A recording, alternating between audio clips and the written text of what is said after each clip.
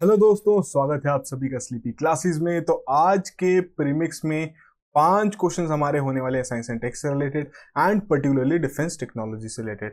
5 questions हैं, 5 topics आपको यहाँ मेंशन किए गए हैं। तो ये शुरुआत करते हैं पहले क्वेश्चन के साथ, जहां पर बात हो रही है Arjun main battle tank mark 1A के बारे में।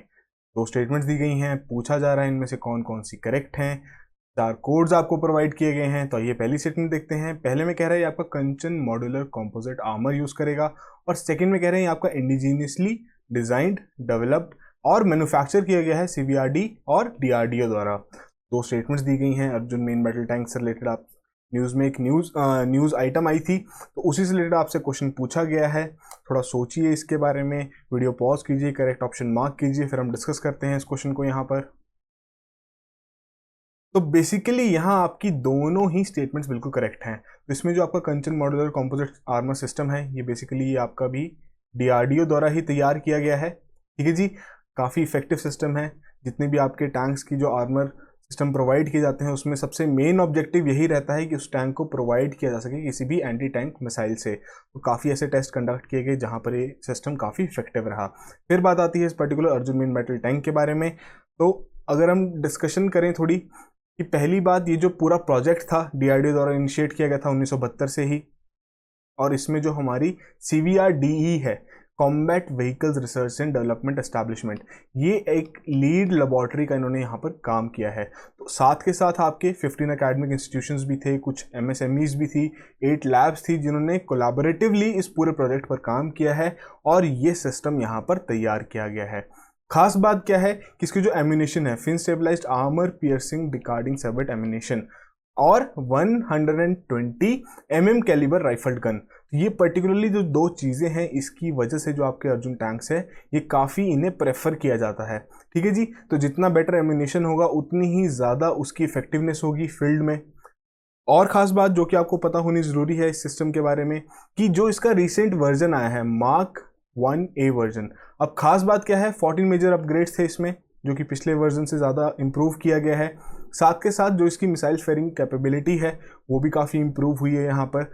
और जो खास बात है वो क्या है कि एक बिगेस्ट अचीवमेंट यहाँ पर लगाई गई है, कि जो लेटेस्ट वर्जन है उसमें जो इंडिजीनियस कंटेंट है वो 54.3% पाया गया है, जो कि पहले 41% था। तो काफ़ी खास बात है। और इसी से रिलेटेड एक फंक्शन ऑर्गेनाइज किया गया था, जहां पर प्राइम मिनिस्टर ने ये जो टैंक है आपका इंडियन आर्मी को हैंड ओवर किया था, और इसी के चलते मिनिस्ट्री ऑफ डिफेंस ने ऑर्डर किए हैं 118 units of the Arjun mark 1A। तो आपको पता ही है, काफ़ी इस तरीके की जो हमारी हॉस्टाइल बॉर्डर्स हैं चाइना और पाकिस्तान के साथ, वहाँ पर इस तरीके के जितने भी टैंक्स रहेंगे काफ़ी वैल्यूबल प्रूव करेंगे अपने आप को, कि कभी भी अगर कोई भी सिचुएशन एस्केलेट होती है तो वहाँ पर हमारे पास इस तरीके के सिस्टम्स रेडी रहें।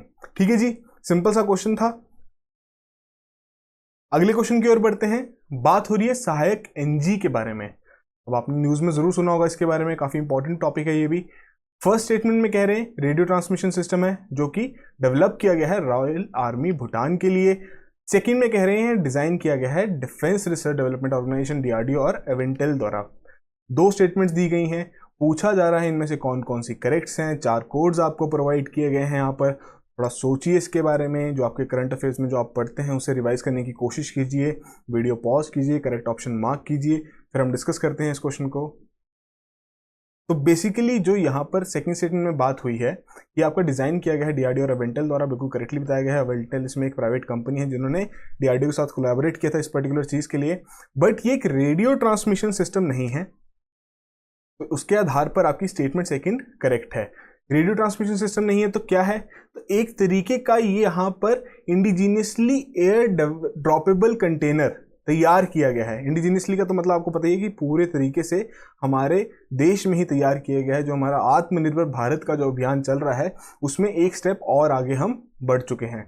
तो खास बात क्या है इसके बारे में, क्या इसके यूजेस रहते हैं, आपको पता होने जरूरी है। पहली बात तो क्या कि आपका कैरी कर सकता है payload up to the 50 kilograms, और ये आपका ड्रॉप किया जा सकता है किसी भी हैवी एयरक्राफ्ट से, और ये जीपीएस एनेबल्ड भी है। इसका खास बात क्या है कि जिस लोकेशन पर ये ड्रॉप करेगा, जहां पर ये लैंड करेगा, उसकी पिन पॉइंट एक्यूरेट लोकेशन वहां पर दे दी जाएगी। तो इस तरीके के कंटेनर्स आपके कहाँ वैल्यूएबल प्रूफ होते हैं, कि सपोज आपका हिली एरिया है, हिली टेरेन है, जहां पर इस तरीके का कोई जो पेलोड है वो हमारे ट्रूप्स कैरी नहीं कर सकते, तो वहां पर उन ट्रूप्स को ये पेलोड आपका इस तरीके के मैकेनिज्म के थ्रू डिलीवर किया जाता है।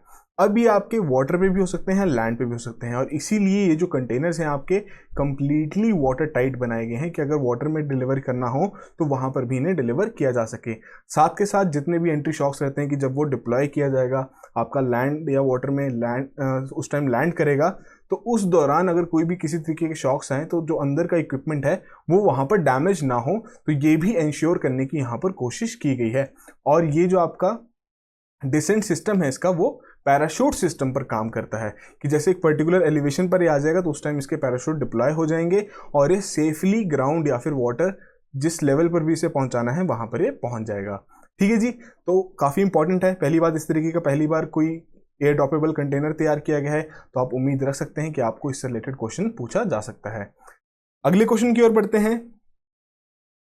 SFDR टेक्नोलॉजी, रिसेंटली ही आपने न्यूज में सुना होगा, बहुत आर्टिकल्स इसके ऊपर आए थे, काफी बड़ी बात मानी गई थी। तो अब आपसे पूछ रहे हैं कि इन 4 ऑप्शंस में से ये किस चीज से रिलेटेड है। बहुत ही सिंपल सी चीज पूछी गई है। पहले में कह रहे हैं टैंक आर्मर सिस्टम है, सेकंड में कह रहे हैं एंटी रेडार सिस्टम है कि रेडार से बचने के लिए, थर्ड में कह रहे हैं air to air missile system है, और फोर्थ में कह रहे हैं आपका मिसाइल डिटेक्शन सिस्टम है। थोड़ा सोचिए इस टेक्नोलॉजी के बारे में। एक्रोनिम आपको दिया गया है, अगर आपको फुल फॉर्म दे दी होती तो काफ़ी इजीली आप बता सकते थे यहाँ पर। तो वीडियो पॉज कीजिए, थोड़ा सोचिए इसके बारे में, करेक्ट ऑप्शन मार्क कीजिए, फिर इससे रिलेटेड जो भी रेलेवेंट इन्फॉर्मेशन है वो हम डिस्कस करेंगे। तो यहाँ पर करेक्ट ऑप्शन है आपका air to air missile system है। तो बेसिकली यहाँ पर दोबारा से DRDO ने solid fuel ducted ramjet technology इसकी सक्सेसफुल डेमोन्स्ट्रेशन की है, फ्लाइट टेस्ट कंडक्ट किया है। अब रैमजेट जब टर्म जहाँ पर आ गई तो बेसिकली इसका मतलब क्या हुआ कि जो वहाँ पर एटमॉस्फेरिक ऑक्सीजन रहेगी उसे एज एन ऑक्सीडाइजर का रोल प्ले करेगी वो। ठीक है जी, मतलब उन्हें अब अपने सिस्टम में ऑक्सीडाइजर कैरी नहीं करना पड़ेगा। जो बाकी का जो इंपॉर्टेंट वेट लोड रहेगा, जो भी पे लोड रहेगा, वो बढ़ा सकते हैं। ऑक्सीडाइजर की जो वेट है वो वहाँ पर रिड्यूस हो गया। ठीक है जी, सक्सेसफुल डेमोन्स्ट्रेशन की गई। और इस तरीके की जो टेक्नोलॉजी है काफ़ी कुछ ही ऐसी कंट्रीज जिनके पास ये अवेलेबल है।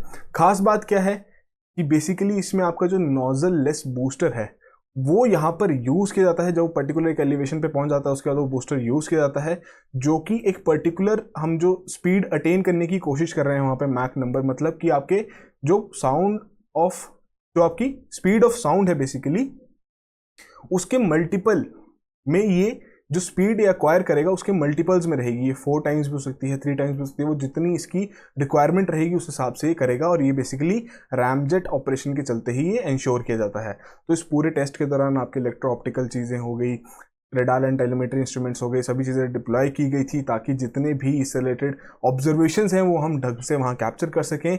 और यदि किसी भी तरीके की इंप्रूवमेंट या वहाँ पर कोई भी चेंजेस करने हो इस पूरे सिस्टम में तो उसे वहाँ पर किया जा सके आफ्टर द फ्लाइट टेस्ट।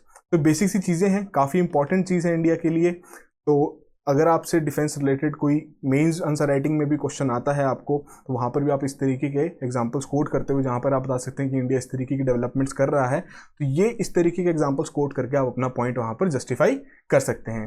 ठीक है जी, अगले क्वेश्चन की ओर बढ़ते हैं। फोर्थ क्वेश्चन जहाँ पर बात हो रही है Kalvari class of submarines project 75। आपको पता ही है काफ़ी बार ये आपका डिस्कस हो चुका है थॉरोली। तो यहां पर बहुत सिंपल सी बात की गई है कि जो आपकी कलवरी क्लास ऑफ सबमरीन्स हैं वो बनाई जा रही हैं प्रोजेक्ट 75 के अंडर, और जो उनका डिजाइन है वो आपकी स्कॉर्पियन क्लास ऑफ सबमरीन्स के ऊपर बेस्ड है। तो यहां अब आपको कुछ नाम दिए गए हैं शिप्स के। अब आपसे पूछा जा रहा है कि इनमें से कौन कौन सी शिप्स आपके इस पर्टिकुलर प्रोजेक्ट को बिलोंग करती हैं। कौन कौन सी शिप्स हैं? करंज, वेला, वाक्षीर, खंडेरी एंड कवरती। 5 ऑप्शन दी गई हैं, 4 कोड्स आपको यहाँ पर प्रोवाइड किए गए हैं। थोड़ा सोचिए इसके बारे में, काफ़ी बार डिस्कस हो चुका है टॉपिक, आप इजीली इसे सॉल्व कर सकते हैं। वीडियो पॉज कीजिए, करेक्ट ऑप्शन मार्क कीजिए, फिर हम डिस्कस करते हैं इसका आंसर। तो बेसिकली यहाँ पर जो आपकी पहली 4 ऑप्शंस हैं सिर्फ वही करेक्ट हैं, करंज, वेला, वाक्षीर एंड खंडेरी। इसके अलावा 2 और हैं, डिस्कस करेंगे।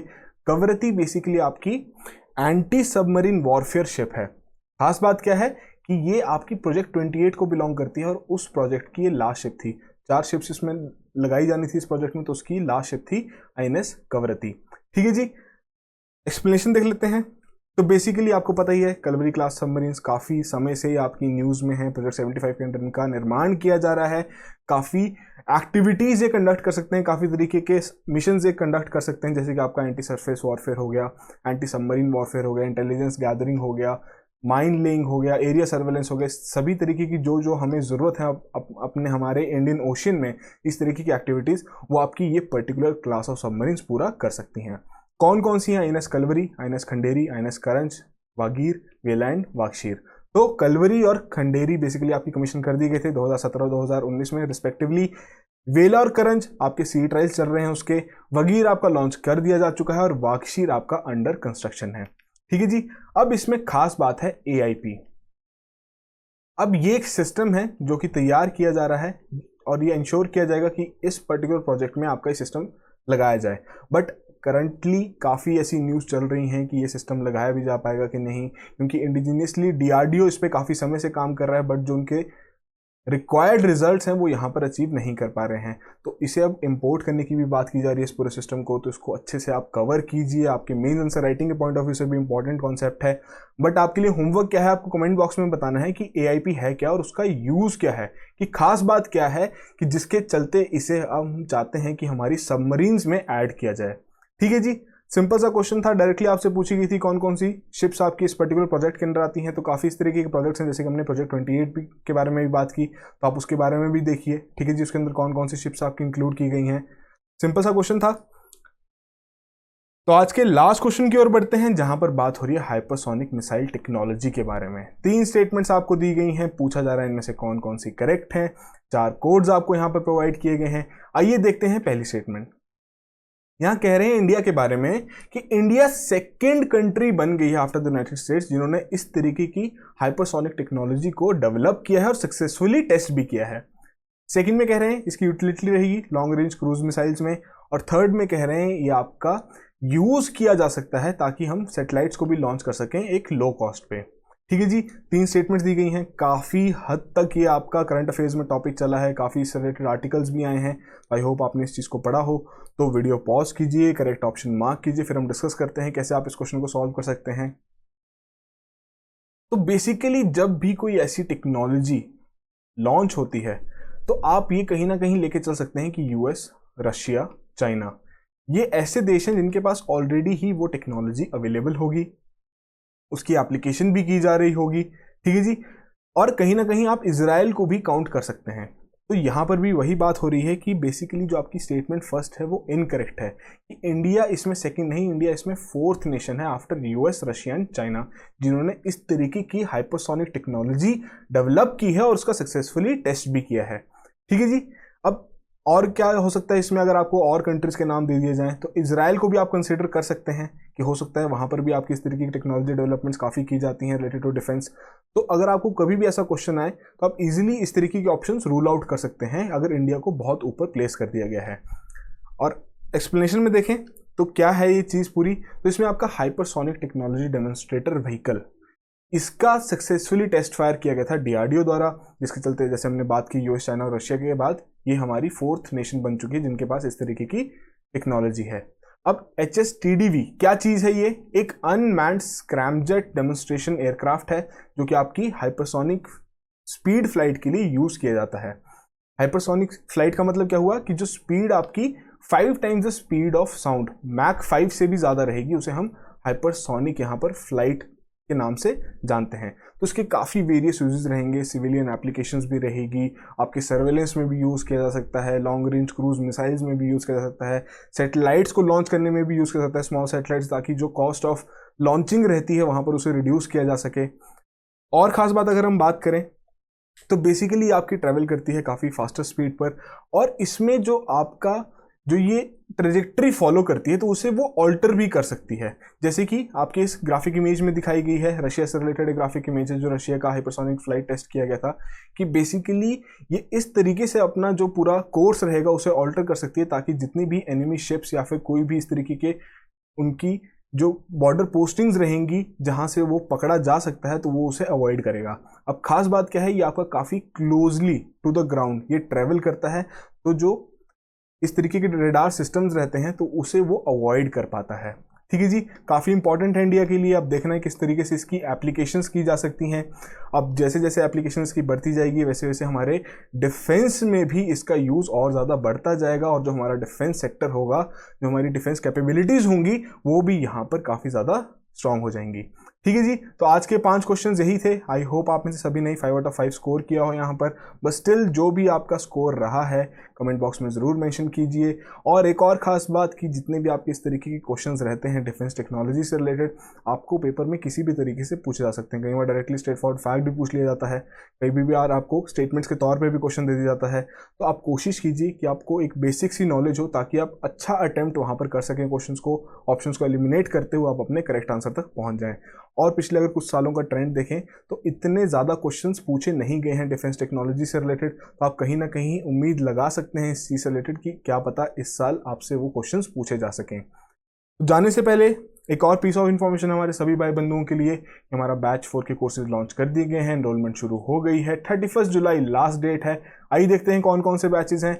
पीसीएम आपका जीएस के लिए, फिर आपको sociology optional batch, then comes your PSR optional, और सबसे important component main answer writing का वो है आपकी एसे राइटिंग।